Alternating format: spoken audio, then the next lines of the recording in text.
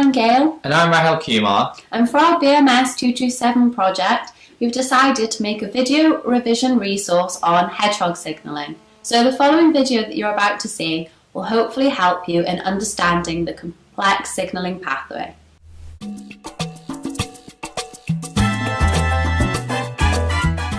Facts about hedgehog.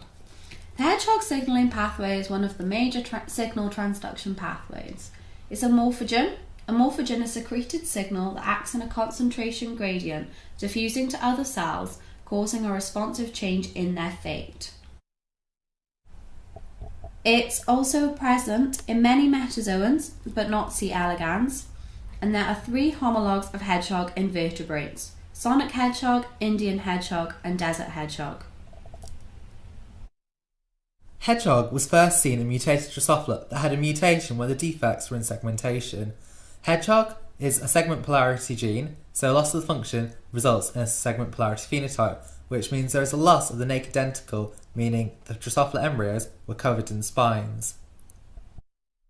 Hedgehog works in an autoregulatory loop with another protein which is called wingless. Wingless encodes for a transcription factor called Grail, which is expressed in hedgehog-expressing cells.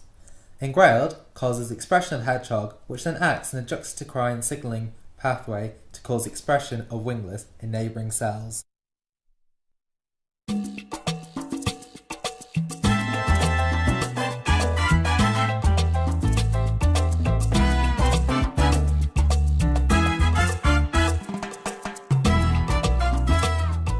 Patched is one of the most crucial proteins in the transduction of the hedgehog signal on the target cell.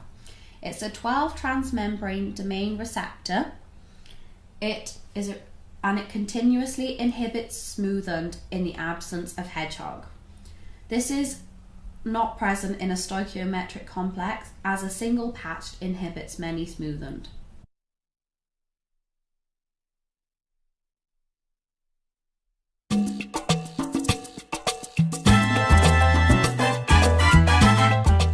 Smooth end is also another important receptor. It's a 7 transmembrane domain receptor. It's intracellular, and it also is shuttled to the membrane, which will be explained.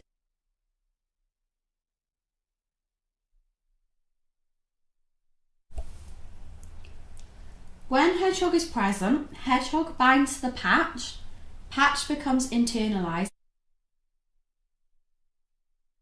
and is degraded. This removes the inhibition of patch on smooth end and allows smooth end to be trafficked to the membrane. This is the signalling pathway in its simplest form. So what happens when there's no hedgehog about? Well, it involves 2 complexes.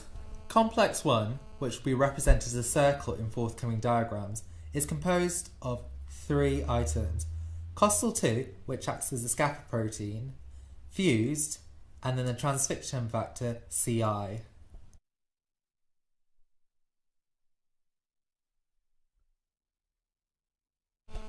Complex 2, which will be represented as a square, is composed of 3 genes that act on CI.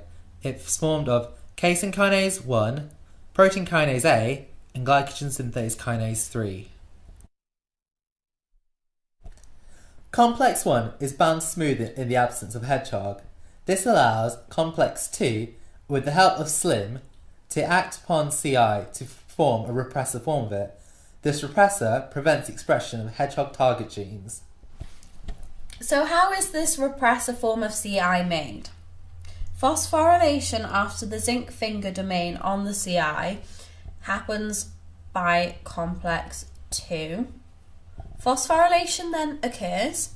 After that, SLIM, which is an F-box protein and a ubiquitin E3 ligase, can bind to the phosphorylated areas, and then this forms a cleavage to the CIR form. In the presence of hedgehog, another complex, which will be shown as a triangle, acts to allow the formation of CI protein. Complex 3 is composed of SUFU, which stands for suppressor of fused, and another CI transcription factor. When hedgehog is present, complex 2 dissociates from complex 1, resulting in a loss of production of CIR. Also, complex 1 and complex 3 release their CI molecules, which are then able to translocate and act as a transcriptional activator. This is caused by the phosphorylation of SUFU bifused, promoting formation of active CI. Well, we hope this video has been helpful in progressing your understanding of such a complex pathway.